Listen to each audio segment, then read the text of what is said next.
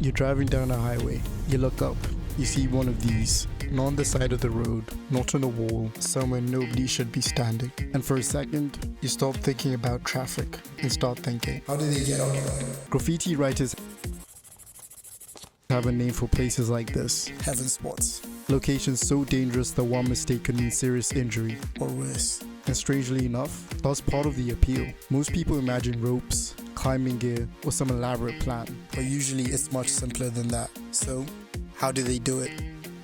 The answer is surprisingly simple. They see something everyone else misses. Most people look at a city and see rules, roads, fences, signs, boundaries. Graffiti writers look at the same city and see possibilities. The route is often sitting in plain sight. A maintenance ladder nobody notices, a service walkway hidden above traffic, a narrow ledge most people wouldn't dare stand on. But reaching a heaven spot isn't dangerous only because of the height. The risks start long before you ever leave the ground. Security, police, trespassing charges, the possibility of getting caught halfway through, which is why writers rarely go alone. A lookout, a friend, someone watching for trouble where all your attention is focused on the spot.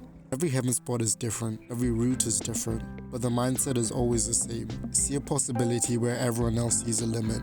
And once you understand that, the bigger question isn't how, it's...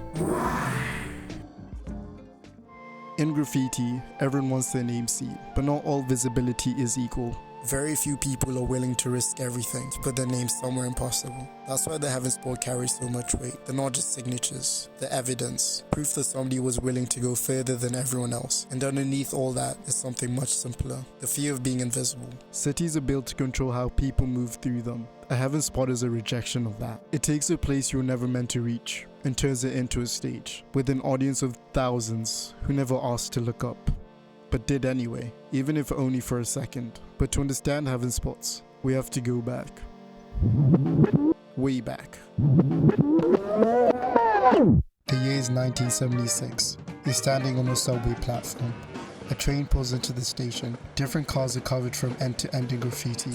Every morning, thousands of people watch names roll past them. Not advertisements, not company logos, just ordinary kids trying to make themselves impossible to ignore.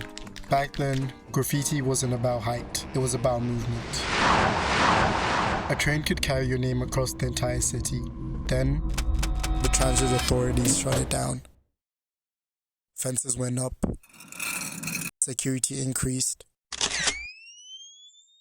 Trains got cleaned almost immediately. The moving billboard was dead. So, writers adapted. If the work couldn't move through the city anymore, it would sit somewhere the city had no choice but to look at. Decades later, people are still looking up asking the same question. How did they get up there?